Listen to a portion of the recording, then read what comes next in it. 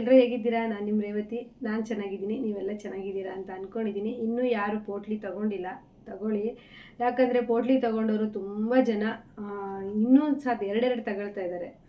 ತುಂಬ ಚೆನ್ನಾಗಿ ನಮಗೆ ವರ್ಕ್ ಆಗಿದೆ ಅಕ್ಕ, ಪೋಟ್ಲಿ ಕಳಿಸಿ ಅಂತ ಹೇಳ್ಬಿಟ್ಟು ಒಬ್ಬೊಬ್ಬರು ಎರಡೆರಡು ತಗೊಳ್ತಾರೆ. ಒಂದು ಸತಿ ಬುಕ್ ಮಾಡಿ ತೊಗೊಂಡು 1 ತಿಂಗಳು ನೋಡಿಬಿಟ್ಟು ಮತ್ತೆ ತಗೊಳ್ತಾ ಇದ್ದಾರೆ. ಯಾರು ಇನ್ನೂ ಪೋಟ್ಲಿ ಬುಕ್ ಮಾಡ್ಕೊಂಡಿಲ್ಲ, ಪೋಟ್ಲಿ ತಗೊಳ್ಳಿ. ವರಮಹಾಲಕ್ಷ್ಮಿ ಹಬ್ಬದೊಳಗೆ ತಗೊಳ್ಳಿ. ವರಮಹಾಲಕ್ಷ್ಮಿ ಹಬ್ಬಕ್ಕೆ ಒಳಗೆ ತಗೊಂಡು ನೀವು ವರಮಹಾಲಕ್ಷ್ಮಿಗೆ ಇಟ್ಟು ಪೂಜೆ ಮಾಡಿದ್ರೆ ಎಷ್ಟು ಪಾಸಿಟಿವ್ ಎನರ್ಜಿ ಇರುತ್ತೆ ನೋಡಿ. ಅಲ್ಲದೆ ಲಕ್ಷ್ಮಿಗೆ, ವರಮಹಾಲಕ್ಷ್ಮಿ ಹಬ್ಬ ಮಾಡ್ತಿರಲ್ವ, ಲಕ್ಷ್ಮಿಗೆ ಪ್ರಿಯವಾದ ವಸ್ತುಗಳನ್ನು ಹಾಕ್ಬಿಟ್ಟು ಪೋಟ್ಲಿ ಮಾಡಿರ್ತೀವಿ.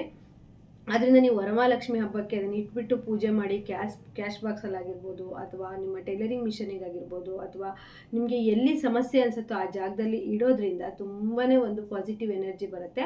ಓಕೆ ಫ್ರೆಂಡ್ಸ್, ಈಗ ನಾನು ಮಾತಾಡೋದಕ್ಕೆ ಬಂದಿರೋ ವಿಷಯದ ಬಗ್ಗೆ ಮಾತಾಡ್ತೀನಿ.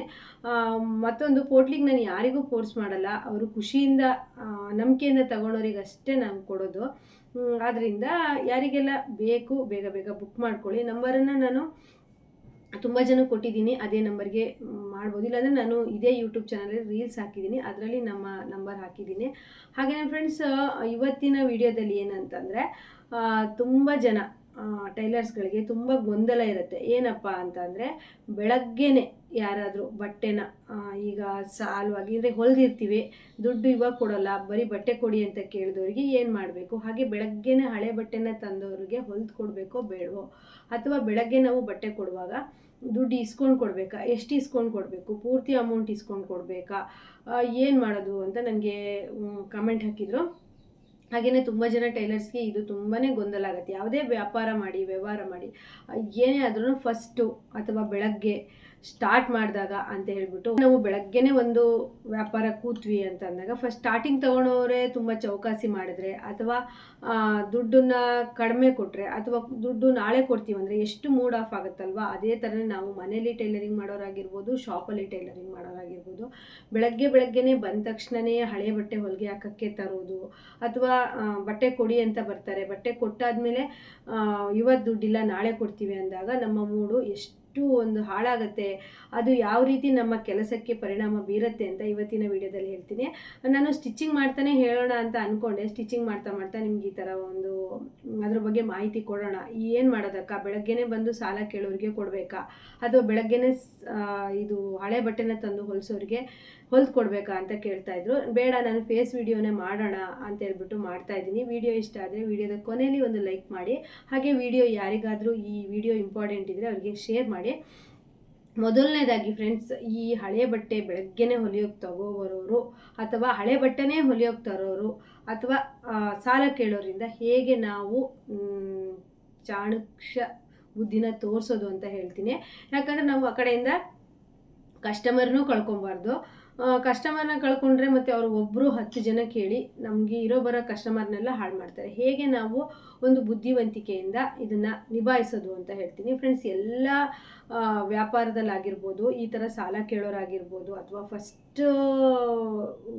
ಫಸ್ಟಿಗೆ ನಾವು ಸ್ಟಾರ್ಟ್ ಮಾಡಿದಾಗಲೇ ನಮಗೆ ಮೂಡ್ ಆಫ್ ಮಾಡೋ ಅಂಥವ್ರು ಎಲ್ಲ ಕೆಲಸದಲ್ಲೂ ಸಿಗ್ತಾರೆ. ಅದರಲ್ಲಿ ಟೈಲರಿಂಗ್ ಕೆಲಸದಲ್ಲಂತೂ ತುಂಬಾ ಜಾಸ್ತಿ ಸಿಗ್ತಾರೆ. ಯಾಕಂದರೆ ನಾನೊಂದು 16-17 ವರ್ಷದಿಂದನೂ ಟೈಲರಿಂಗ್ ಮಾಡ್ಕೊಂಡು ಬಂದಿದ್ದೀನಿ.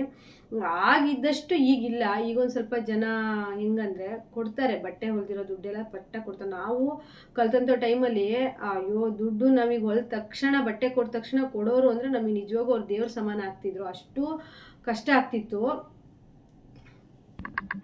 ಆದರೆ ಈಗ ಸ್ವಲ್ಪ ಹೋಲಿಸ್ಕೊಂಡ್ರೆ, ಈಗ ಒಂದು 20 ವರ್ಷದಿದೆ ಈ ಕಡೆ ಹೋಲಿಸ್ಕೊಂಡ್ರೆ, ಈಗ ಸ್ವಲ್ಪ ಬಟ್ಟೆ ಸ್ಟಿಚ್ ಮಾಡಿದವರಾಗಿರ್ಬೋದು, ಬಟ್ಟೆ ಹೊಲಿಸಿದವರಾಗಿರ್ಬೋದು ಅಮೌಂಟ್ ಕೊಡ್ತಾರೆ. ಮನೇಲಿ ಟೈಲರಿಂಗ್ ಮಾಡೋರಿಗಾಗಿರ್ಬೋದು, ಶಾಪಲ್ಲಿ ಆಗಿರ್ಬೋದು ಕೊಡ್ತಾರೆ. ಮೊದಲು ನಾವು ಕಲ್ತಂಥ ಟೈಮಲ್ಲಿ ನಮಗೆ ಅವರು ಪೂರ್ತಿ ಬಟ್ಟೆ ಹೊಲಿದಿರ್ತೀವಂದರೆ ಅರ್ಧ ಅಮೌಂಟ್ ಕೊಡೋದೇ ಅವರು ನಿಜವಾಗ್ಲೂ ಗ್ರೇಟ್ ಅನಿಸ್ತಿತ್ತು. ಆ ಥರ ಕೊಡ್ತಿರ್ಲಿಲ್ಲ. ಈಗ ಆಗಲ್ಲ, ಈಗ ಸ್ವಲ್ಪ ಅಪ್ಡೇಟ್ ಆಗಿದ್ದಾರೆ, ಕೊಡ್ತಾರೆ.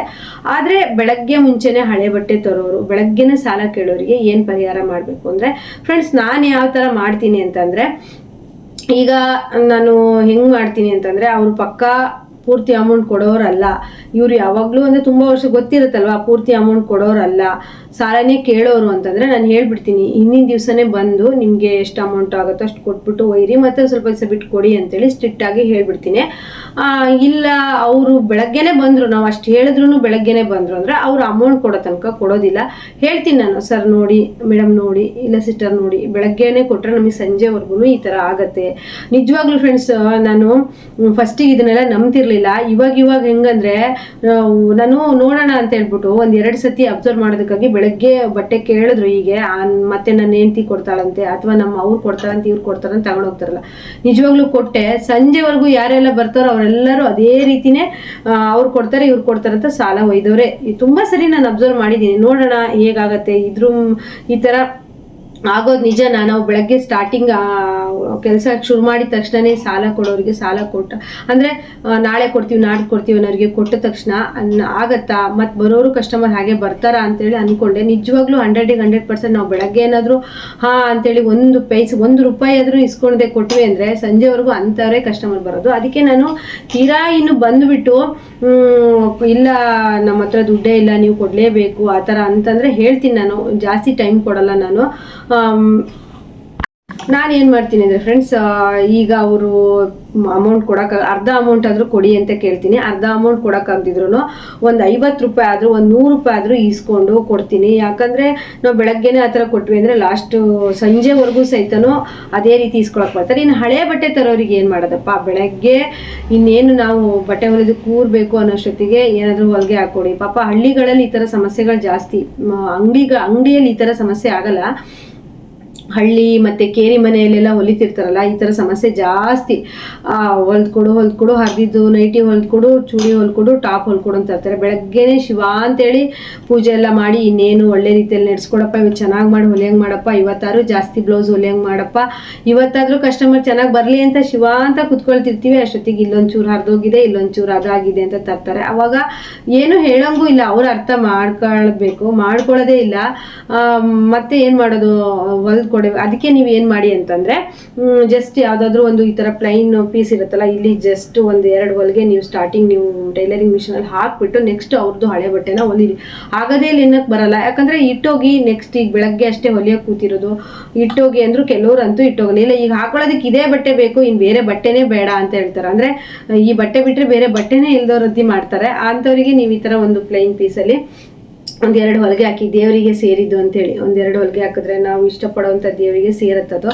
ಅಲ್ಲಿಗೆ ಮತ್ತೆ ಏನು ಮಾಡೋಂಗಿಲ್ಲ, ಹೊಲ್ಕೊಡಿ, ದುಡ್ಡು ಇಸ್ಕೊಳ್ಳಿ. ಮತ್ತು ಒಂದು ಹೊಲಿಗೆ ಹಾಕಿದ್ದು ಒಂದು 10, 20, 50 ಎಷ್ಟು ತಗೋತೋ ಅಷ್ಟು ಇಸ್ಕೊಳ್ಳಿ. ಯಾಕಂದರೆ ನಾನು ತುಂಬ ಸಲ ಹಳೆ ಬಟ್ಟೆದ್ರೆಲ್ಲ ಮಾತ್ರ ತುಂಬಾ ಈಗ, ಯಾಕಂದರೆ ಫ್ರೆಂಡ್ಸ್ ಇದು ನಾನು ಹುಟ್ಟಿದ್ದು ಊರಿದೆ, ಮದುವೆ ಆಗಿದ್ದು ಊರಿದೆ, ಇಡೀ ಊರೇ ಪರಿಚಯ ಇರೋದ್ರಿಂದ ಈ ಥರ ನನಗೆ ತುಂಬಾ ಸಮಸ್ಯೆ. ಅಂದರೆ ಹೊಲಿಗೆ ಹಾಕ್ಕೊಡೋದು, ಹಳೆ ಬಟ್ಟೆ ಬೆಳಗ್ಗೆನೇ ಸ್ಟಿಚ್ ಮಾಡೋಕೆ ತರೋದು, ಅದು ನಾವು ಎಷ್ಟೇ ಬೆಳೆದಿದ್ರು ಸಹಿತ ನಮ್ಮನ್ನು ನೋಡೋದು, ನಾವು ಅವಾಗ 20 ವರ್ಷದಿಂದ ಕಲ್ತ್ಬಿಟ್ಟು ಹೊಲಿಗೆ ಹಾಕ್ತಿದ್ವಲ್ಲ ಅದೇ ರೇಂಜಲ್ಲೇ ನೋಡ್ತಾರೆ ಕೆಲವ್ರಂತೂ.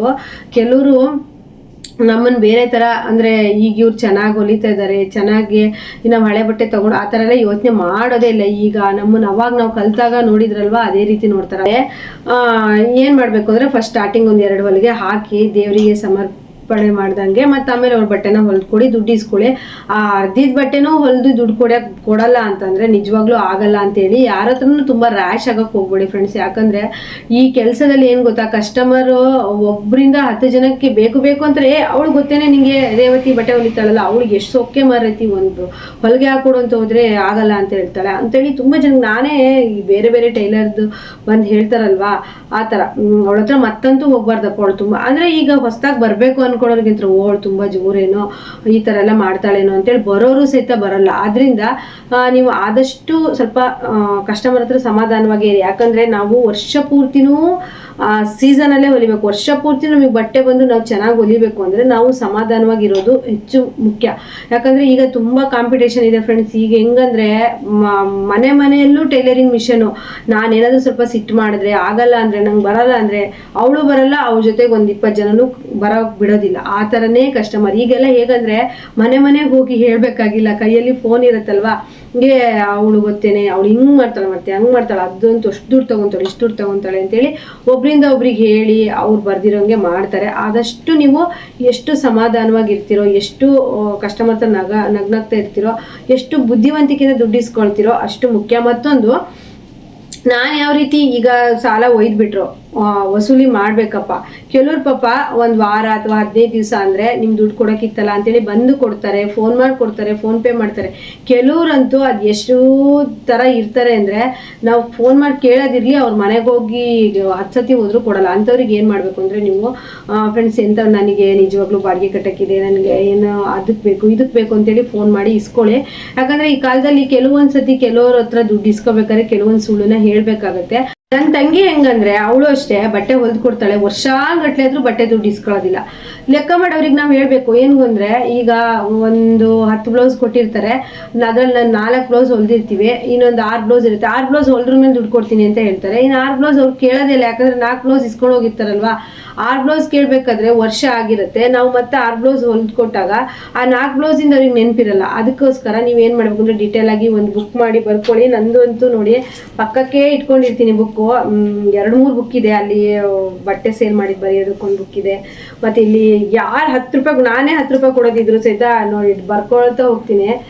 ಫುಲ್ ನನಗೆ ಅರ್ಥ ಆಗೋ ರೀತಿಯಲ್ಲಿ ನಾನು ಬರ್ಕೊಳ್ತಾ ಹೋಗ್ತೀನಿ. ವರ್ಷಕ್ಕೊಂದು ಈ ಥರದ್ದು 2-3 ಬುಕ್ ಖಾಲಿ ಮಾಡ್ತೀನಿ. ಯಾಕಂದರೆ ನಂಗೆ ಕೆಲವೊಂದು ಸತಿ ನೆನಪಿರಲ್ಲ ಫ್ರೆಂಡ್ಸ್. ನಾನು ಏನಂತ ಬರ್ಕೊಳ್ತೀನಿ ಅಂದರೆ, ಇಂಥ ದಿನ ಹೀಗೆ ತಂದು ಕೊಟ್ಟರು, ನಾನು ಈಗ ಹೊಲ್ ಕೊಟ್ಟೆ, ಇಷ್ಟು ಹೊಲ್ ಕೊಟ್ಟೆ, ನಾನು ಇಷ್ಟು ಕೊಡಬೇಕು, ಅವ್ರ ಕಡೆಯಿಂದ ನಂಗೆ ಇಷ್ಟು ಬರಬೇಕು ಅಂತೇಳಿ ಬರ್ಕೊತೀನಿ. ಯಾಕಂದರೆ 5 ನಿಮಿಷ ಟೈಮ್ ವೇಸ್ಟು ಅಲ್ಲ ಇದು. ಯಾಕಂದರೆ 4 ಬ್ಲೌಸ್ ಒಯ್ದಿರ್ತಾರೆ ನೋಡಿ, 6 ಬ್ಲೌಸ್ ಕೊಡುವಾಗ ಅವ್ರಿಗೆ 4 ಬ್ಲೌಸ್ ಅವತ್ತು ನಾನು ಕೊಟ್ಟು ಒಯ್ದಿದ್ದೆ. ಮೊನ್ನೆನೂ ನಂಗೆ ಹಂಗೆ ಹೇಳಿದ್ಲು ಹುಡುಗಿ, 3 ತಿಂಗಳಿಂದ ಒಂದು ಬ್ಲೌಸು ಅರ್ಜೆಂಟಾಗಿ ಬಂದಿದ್ದಾಳೆ, ಹೊಲ್ದಿದ್ದೀನಿ. ನಾನು 2 ಬ್ಲೌಸ್ ಹೊಲ್ದಿದ್ದೀನಿ, 40 ರೂಪಾಯಿ ಕೊಟ್ಟು 40-50 ರೂಪಾಯಿ ಕೊಟ್ಟು ಹೋಗಿದ್ದಾಳೆ. ನಾನು ಕರೆಕ್ಟಾಗಿ ಹಂಗೆ ಬರ್ಕೊಂಡು, ಇಂಥ ದಿವಸ ಇಂಥ ತಾರೀಕು ಮಾರ್ಚ್ ತಿಂಗಳಲ್ಲಿ 50 ರೂಪಾಯಿ ಕೊಟ್ಬಿಟ್ಟು ಉಳಿದಿರೋ ಬ್ಲೌಸನ್ನು ಹೊಲಿದ್ದಾಳೆ. ಉಳಿದಿರೋ ಬ್ಲೌಸ್ ಹೊಲಿಯುವಾಗ ಕೊಡ್ತೀನಿ ಅಂದಿದ್ದಾಳೆ ಅಂತ ಹೇಳ್ಬಿಟ್ಟು ಬರ್ಕೊಂಡಿದ್ದೀನಿ. ಅಂಥದ್ದೇ ಡೇಟ್, ಇಂಥದ್ದೇ ಒಂದು. ಅವ್ರೀಗ ನಾನೀಗ ಇದು ಆಗಸ್ಟ್ 3ನೇ ತಾರೀಕು, ಅವರು ನೋಡ್ತಾ ಇರ್ಬೋದು, ಹೇಳ್ದಾಗ ನಾನು ತೆಗ್ದೆ ನೋಡು ಮಾರ್ಚಲ್ಲಿ ಈ ಥರ ತಗೊಂಡು ಈ ಥರ ಹೋಗಿದ್ಯಾ ಅಂತೇಳಿ. ಆಗ ಹೌದಲ್ವಾ ಅಂತ ಹೇಳಿದ್ರು. ನಮ್ಗೆ ಇದು ಬರೆಯೋದಕ್ಕೆ ಜಸ್ಟ್ ಒಂದು 2-3 ನಿಮಿಷ ಆಗ್ಬೋದು ಫ್ರೆಂಡ್ಸ್. ಅಂದರೆ ನೀವು ಎಲ್ಲಿ ಇರ್ತೀರೋ ಆ ಜಾಗದಲ್ಲಿ ಇಟ್ಕೊಳ್ಳಿ.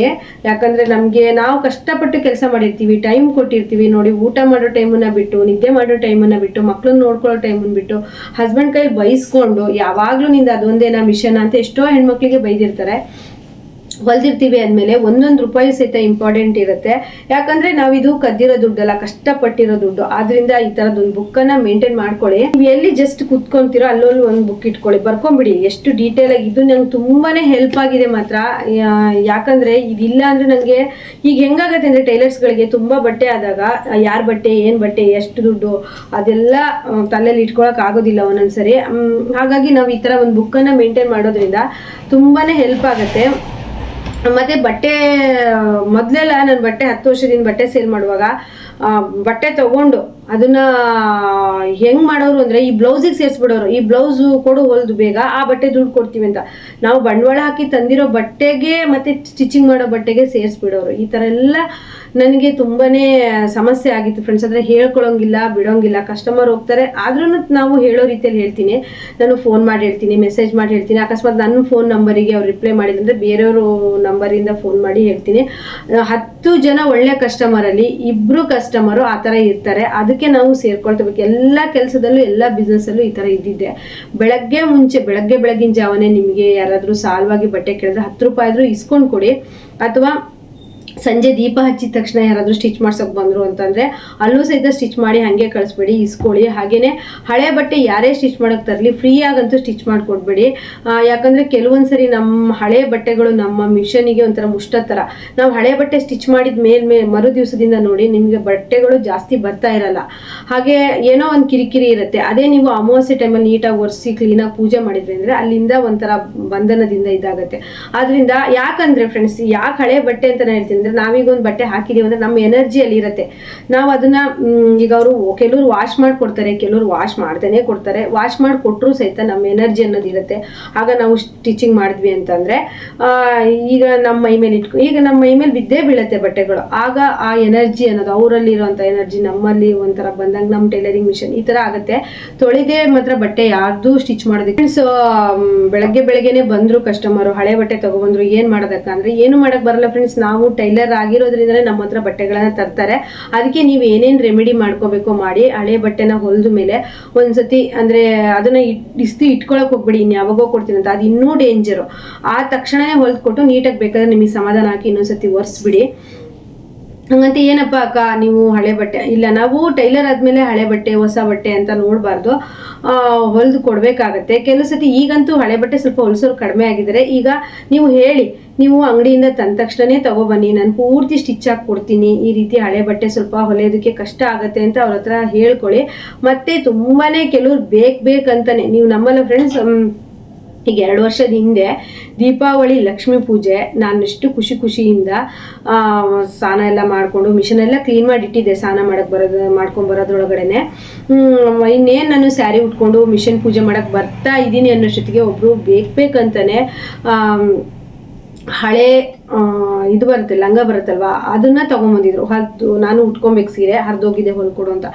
ಹೇಗೆ ಫ್ರೆಂಡ್ಸ್ ಹೊಲ್ಕೊಡೋಕೆ ಸಾಧ್ಯ? ಅವತ್ತು ದೀಪಾವಳಿ ಲಕ್ಷ್ಮೀ ಪೂಜೆ, ಅಮಾವಾಸ್ಯೆ ಪೂಜೆ ಮಾಡೋದಕ್ಕೆ ನಾನು ಹೇಳಿದೆ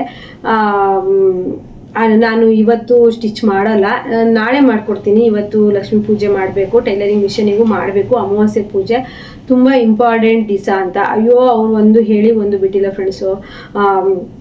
ಸೊಪ್ಪು ಮಾಡ್ತೀಯ ನೀನು, ನಿಂಗೆ ಮಿಷನ್ ಇದೆ, ಬಟ್ಟೆ ಹೊಲಿಯೋಕ್ಕೆ ಬರುತ್ತೆ ಅಂತ ಸೊಪ್ಪು ಮಾಡ್ತೀಯಾ? ನಾನು ಅವ್ರದ್ದು ನಿಜವಾಗ್ಲೂ ಹೊಸ ಬಟ್ಟೆ ಆಗಿದ್ರೆ ಅವ ಸ್ಟಿಚ್ ಮಾಡಿಕೊಡ್ತಿದ್ದೆ. ಹಾಕಿ ಹರಿದಿರೋ ಅಂಥ ಲಂಗ ಅದನ್ನು ತಂದುಬಿಟ್ಟು, ಯಾಕಂದರೆ ನಾವು ಏನೋ ಒಂದು ಮಾಡ್ತಿದ್ದೀವಿ ಅಂತೇಳಿ ಹೊಟ್ಟೆ ಕಿಚ್ಚಿಗೆ ಬರೋರು ಇರ್ತಾರೆ. ನಾನು ಏನೂ ಹೇಳಿಲ್ಲ, ಇವತ್ತಾಗಲ್ಲ ನಾಳೆ ತನ್ನಿ ಮಾಡ್ಕೊಡ್ತೀನಿ ಅಂತಂದೆ. ಅದಕ್ಕವ್ರು ಒಂದು ಹೇಳಿ ಒಂದು ಬಿಟ್ಟಿಲ್ಲ. ನಿನ್ನ ಹತ್ರ ಯಾರು ಬರ್ತಾರೆ ಕಸ್ಟಮರ್, ನಿನ್ನ ಹತ್ರ ಯಾರು ಬಟ್ಟೆ ಹೊಲ್ಸಕ್ಕೆ ಬರ್ತಾರೆ, ನಿನಗೆ ಹಂಗೆ ಹಿಂಗೆ ಅಂತ ತುಂಬ ಹೇಳೋದು. ತುಂಬ ಬೇಜಾರಾಯ್ತು ಅವತ್ತು. ಅಂದರೆ ಲಕ್ಷ್ಮೀ ಪೂಜೆ ಮಾಡೋದಕ್ಕೆ ಅಂತ ಬರೋ ಟೈಮಲ್ಲಿ ಅವ್ರು ಆ ಥರ ಹೇಳಿದ್ರಲ್ವ. ಆದರೂ ನಾನೇನು ಮಾಡ್ಕೊಂಡೆ, ನಾನು ಹೇಳಿರೋದೇನು ತಪ್ಪಲ್ಲ, ನಾನು ಸರಿಯಾಗೇ ಹೇಳಿದ್ದೀನಿ. ನಾನು ಹೇಳಿದೆ ನಾಳೆ ಮಾಡ್ಕೊಡ್ತೀನಿ, ಇವತ್ತೊಂದು ದಿವಸ ಆಗೋದೇ ಇಲ್ಲ ಅಂತ ಹೇಳಿದೆ. ಬೇಕಾದ್ರೆ ಹೊಸ ಡ್ರೆಸ್ ಆಗಿದ್ರೆ ನಾನು ಸ್ಟಿಚ್ ಮಾಡಿಕೊಡ್ತಿದ್ದೆ ಫ್ರೆಂಡ್ಸ್. ಆಮೇಲೆ ಈ ಥರ ಹೀಗೆಲ್ಲ ಮಾಡ್ತಾರೆ. ಆದ್ದರಿಂದ ನೀವು ಕೆಲವೊಂದು ದಿವಸ ಅಂದರೆ ದಸರಾ ಆಯುಧ ಪೂಜೆ ಮಾಡ್ತಿರ್ತೀರ, ಅವತ್ತು ನೀವು ಟೈಲರಿಂಗ್ ಮಿಷನ್ ಎಲ್ಲ ಇಟ್ಬಿಟ್ಟು ಪೂಜೆ ಮಾಡ್ತಾರೆ, ಅವತ್ತಂದರೆ ಮಾಡಬೇಡಿ. ದೀಪಾವಳಿ ನನಗೆ ಸ್ವಂತ ಅನುಭವ ಆಗಿದೆ ನೋಡಿ ಫ್ರೆಂಡ್ಸ್. ಆದರೆ ನಾನು ತಪ್ಪಾಗಿ ಏನು ಅವ್ರ ಹತ್ರ ಮಾತಾಡಿಲ್ಲ. ಆದ್ದರಿಂದ ನಾನು ಟೈಲರಿಂಗ್ ಕೆಲಸನ ಮಾಡ್ತಾ ಇದ್ದೀನಿ, ಅರ್ನಿಂಗ್ಸ್ ಮಾಡ್ತಾ ಇದ್ದೀನಿ. ಅವರು ಈಗಲೂ ಯಾರ ಹತ್ರನೂ ಹೋಗಿಲ್ಲ, ಈಗಲೂ ನಾನೇ ಗತಿ ಅವರಿಗೆ. ಆದರೆ ನಾನು ಇವಾಗ ಜಂಬ ಮಾಡಲ್ಲ. ಅವ್ರು ಹಳೆ ಬಟ್ಟೆ ತರಲಿ ಹೊಸ ಬಟ್ಟೆ ತರಲಿ, ನಾನು ಇವಾಗ ಏನೋ ಒಂದು ರೇಂಜಲ್ಲಿ ಇದ್ದೀನಿ ಅಂತ ಹೇಳ್ಬಿಟ್ಟು ನಾನು ಯಾರಿಗೂ ಸಹಿತ ಬೇಜಾರ ಮಾಡಲ್ಲ. ಯಾಕಂದರೆ ನಾನು ಬಟ್ಟೆ ಟೈಲರ್ ಆಗಿರೋದ್ರಿಂದ ನನ್ನ ಹತ್ರ ತರ್ತಾರೆ, ಬೇರೆ ತರ್ತಿದ್ರ ಅಂತ ಹೇಳ್ಬಿಟ್ಟು ನಾನು ಹೊಲ್ದು ಕೊಡ್ತೀನಿ. ಯಾಕಂದರೆ ಜಂಬ ಮಾಡಬಾರ್ದು, ಈ ವಿದ್ಯೆ ನಂಗೆ ಬರುತ್ತೆ ಅಂತ ಹೇಳ್ಬಿಟ್ಟು ತುಂಬಾ ಗತ್ತು ಮಾಡಬಾರ್ದು. ಅವ್ರ ಹತ್ರನೂ ಟೈಲರಿಂಗ್ ಮಿಷನ್ ಅವ್ರ ಮನೆ ಇದ್ದಿದ್ರೆ ಅವರೇ ಸ್ಟಿಚ್ ಮಾಡ್ಕೊಳ್ತಿದ್ರಲ್ಲ ಅಂತೇಳಿ ಅನ್ಸುತ್ತೆ. ಅದರಿಂದ ನಾನು ಏನೂ ಸಹ ಗತ್ತು ಮಾಡಲ್ಲ, ಹೊಲ್ದು ಕೊಡ್ತೀನಿ. ಕೆಲವೊಬ್ರು ಹೆಂಗಂದ್ರೆ ಮನೆಯಲ್ಲಿ ಮಿಷನ್ ಇರುತ್ತೆ, ಚೆನ್ನಾಗಿ ಹೊಲಿಯೋಕ್ಕೂ ಬರುತ್ತೆ, ಆದರೂ ಸಹಿತನೂ ಹಳೆ ಬಟ್ಟೆನೇ ಇನ್ನೊಬ್ರ ಹತ್ರ ತಗೊಂಬರೋದನ್ನು ಮಾಡ್ತಾರೆ. ಅಂಥವ್ರನ್ನ ಕಂಡ್ರೆ ಅಂತೂ ನಂಗೆ ಅಷ್ಟು ಸಿಟ್ಟು ಬರುತ್ತೆ. ಆ ಥರ ಮಾಡ್ತಾಯಿದ್ರು ನಂಗೆ 5 ವರ್ಷದ ಹಿಂದೆ, ಹಾಗೆ ಮಾಡ್ತಿದ್ರು. ಅವ್ರ ಮನೆ ಮಿಷನ್ ಇರ್ತಿತ್ತು, ಹೊಲಿಯೋಕ್ಕೂ ಬರ್ತಿತ್ತು, ಆದರೂ ನಂಗೆ ಯಾಕೋ ಹೊಲಿಯೋಕ್ಕೆ ಬೋರ್ ಕಣೆ, ಹೊಲ್ಕೊಡೆ ಅಂತ ಅನ್ನೋದು. ತುಂಬ ಕ್ಲೋಸ್ ಆದರೂ ಕಷ್ಟ ಫ್ರೆಂಡ್ಸ್, ತುಂಬ ಕ್ಲೋಸ್ ಆಗಿಲ್ಲ ಅಂದರೂ ಕಷ್ಟ. ತುಂಬ ಕ್ಲೋಸ್ ಆದ್ವಿ ಟೈಲರಿಂಗಲ್ಲಿ ನಾವು ಅಕ್ಕಪಕ್ಕ ಅಂತ ಅಂದರೆ ಹಾಗೆಯೇ ಸ್ಟಿಚ್ ಮಾಡ್ಸಕ್ಕೆ ತರ್ತಾರೆ. ನಾನು ಹೇಳ್ಬಿಡ್ತೀನಿ, ಎಷ್ಟೇ ಕ್ಲೋಸ್ ಆಗಿರಲಿ ಬೇರೆ ವಿಷಯಕ್ಕೆ, ಈ ಕೆಲಸ ಮಾಡಿರೋ ವಿಷಯಕ್ಕೆ ನಾನು 10, 20, 50 ಸಣ್ಣ ಪುಟ್ಟ ಸ್ಟಿಚ್ ಹಾಕೊಡೋದಕ್ಕೂ ಇಸ್ಕೊಳ್ತೀನಿ. ಏನು ಮಾಡೋಕ್ಕೆ ಬರಲ್ಲ. ನಾವು ಆ ಥರ ಎಲ್ಲ ಮಾಡಿದ್ರೆ ಮಾತ್ರ ನಾವು ಈ ಕೆಲಸದಲ್ಲಿ ಮುಂದುವರಿಬೋದು. ಇಲ್ಲ ಅಂತಂದರೆ ನಮಗೆ ಕೆಲಸ ಒಂಥರ ಮಬ್ಬು ಥರ ಆಗ್ಬಿಡತ್ತೆ, ಏನು ಕೈ ಹಿಡಿಯೋದೇ ಇಲ್ಲ. ಅದರಿಂದ ನೀವು ಪ್ರತಿ ಅಮಾವಾಸ್ಯೆಗೂ ಸಹಿತ ಪೂಜೆ ಮಾಡೋದನ್ನು ಮಿಸ್ ಮಾಡಬೇಡಿ. ಮಾಡಿ ಸಿಂಪಲ್ಲಾಗಿ ಮಾಡಿ, ಏನು ದೊಡ್ಡ ಆಡಂಬರ ಬೇಡ. ನೀಟಾಗಿ ನೀವಿರೋ ಜಾಗದಲ್ಲಿ ಕ್ಲೀನ್ ಇದೆಯಾ ಕ್ಲೀನ್ ಮಾಡ್ಕೊಳ್ಳಿ. ಅಮಾವಾಸ್ಯೆ ದಿವಸ ಮಾಡೋಕ್ಕೆ ಹೋಗ್ಬೇಡಿ, ಹಿಂದಿನ ದಿವಸ ಮಾಡ್ಕೊಳ್ಳಿ. ಕ್ಲೀನ್ ಇದೆಯಾ ಕ್ಲೀನ್ ಮಾಡ್ಕೊಳ್ಳಿ. ವೇಸ್ಟ್ ಏನೇನಿದೆ ತೆಗೆದು ಹಾಕಿ, ಆಮೇಲೆ ನೀಟಾಗಿ ಟೈಲರಿಂಗ್ ಮಿಷನ್ನ ಒರೆಸಿ. ತಿಂಗಳಿಡೀ ದುಡಿತೀರಾ ಅಂದರೆ ಒಂದು ದಿವಸ ಮಾಡ್ಬೋದಲ್ವ, ಹಿಂದಿನ ದಿವಸ ಮಾಡ್ಕೊಳ್ಳಿ. ನೀಟಾಗಿ ಒರೆಸಿ ಎಲ್ಲ ಕ್ಲೀನ್ ಮಾಡಿ ಇಡಿ. ಆಮೇಲೆ ಅಕ್ಕ ಹೊಲಿಬಾರ್ದ, ಬೇಕಾದ್ರೆ ಬಟ್ಟೆ ಇದ್ರೆ ಹೊಲಿತಾ ಇರಿ. ಇನ್ನೇನು ಪೂಜೆ ಸ್ಟಾರ್ಟ್ ಮಾಡೋಷ್ಟೊತ್ತಿಗೆ ಇನ್ನೊಂದ್ಸತಿ ನೀಟಾಗಿ ಹಾಗೆ ಮೇಲ್ಮೇಲೆ ಒರೆಸ್ಕೊಂಡು, ಮತ್ತೆ ಬೇಡದೇ ಇರೋದು ಬೇಕಾಗಿರೋದು ಇಲ್ಲೆಲ್ಲ ರ್ಯಾಕಲ್ಲಿ ಅಲ್ಲಿ ಇಲ್ಲಿ ಇಟ್ಟಿರೋದು ಅದೆಲ್ಲ ನೀಟಾಗಿ ತಿಂಗಳಿಗೆ ಒಂದ್ಸತಿ ಆದರೂ ಕ್ಲೀನ್ ಮಾಡಿ. ಎಷ್ಟು ಪಾಸಿಟಿವ್ ವೈಬ್ಸ್ ಇರುತ್ತೆ ನೋಡಿ. ಆಮೇಲೆ ಲೋಭ ಲೋಬಾನ ಹೊಗೆ ಹಾಕಿ, ಆಮೇಲೆ ಧೂಪ ಹಾಕಿ, ದೀಪ ಹಚ್ಚಿ, ಹೂವು ಮುಡಿಸಿ ಒಂದು ಪಾಸಿಟಿವ್ ಎನರ್ಜಿ, ಆಮೇಲೆ ಲವಂಗದ ಪುಡಿ ಇದ್ದರೆ ಅವತ್ತು ಒಂದು ದಿವಸಕ್ಕೆ ಹಾಕಿಡಿ ಸೈಡಲ್ಲೆಲ್ಲ, ಒಂದು ಪಾಸಿಟಿವ್ ಎನರ್ಜಿ ಇರುತ್ತೆ. ಹಾಗೆಯೇ ಲೋಬಾನದ ಹೊಗೆ ತುಂಬಾ ಒಳ್ಳೆಯದು, ಸಾಂಬ್ರಾಣಿ ಹೊಗೆ ಅಂತ ಹೇಳ್ತಾರಲ್ಲ ಅದು, ನೀವು ಡೇಟ್ ಆದಾಗ ಕೂತು ಹೊಲಿದಿದ್ದು ಹೋಗುತ್ತೆ. ಏನೇ ಒಂದು ಯಾರೇ ಬಂದು ಕಣ್ಣ ದೃಷ್ಟಿ ಆಗಿರ್ಬೋದು, ಕೆಟ್ಟದಾಗಿ ಏನೇ ಬಂದಿದ್ರು ಸಹಿತ ಅಲ್ಲಿಂದ ಹೋಗಿ ಕೆಲಸ ಕೈ ಹಿಡಿಯುತ್ತೆ. ಕೈ ಹಿಡಿದಿರೋ ಕೆಲಸ ಬಂದಿರೋಂಥ ಅಮೌಂಟು ಕೈಯಲ್ಲೇ ಉಳಿದು ಒಂದು ಒಳ್ಳೇದಕ್ಕೆ ಯೂಸ್ ಆಗುತ್ತೆ ಅಂತ ಹೇಳ್ತಾ ಇದ್ದೀನಿ. ಹಾಗೇನೆ ಫ್ರೆಂಡ್ಸ್, ಇವತ್ತು ನೋಡಿದ್ರಲ್ಲ, ಬೆಳಗ್ಗೆನೆ ಹಳೆ ಬಟ್ಟೆ ತರೋರು, ಬೆಳಗ್ಗೆನೆ ಸಾಲ ಕೇಳೋರಿಗೆ ಏನು ಮಾಡಬೇಕು, ಎಷ್ಟು ಒಂದು ಬುದ್ಧಿವಂತಿಕೆಯಿಂದ ಅವ್ರ ಹತ್ರ ನಾವು ಮಾತಾಡಬೇಕು ಅನ್ನೋದನ್ನ ಹೇಳಿದ್ದೀನಿ. ಹಾಗೆ ವಿಡಿಯೋ ಇಷ್ಟ ಆದರೆ ಲೈಕ್ ಮಾಡಿ, ಮತ್ತೆ ಬೇರೆಯವರಿಗೆ ಈ ವಿಡಿಯೋ ಇಂಟ್ರೆಸ್ಟ್ ಇದ್ದರೆ ಕಳಿಸಿ ಅಂತ ಹೇಳ್ತಾ ನೆಕ್ಸ್ಟ್ ವಿಡಿಯೋದೊಂದಿಗೆ ಮತ್ತೆ ಬರ್ತೀನಿ. ಎಲ್ರಿಗೂ ಬಾಯ್.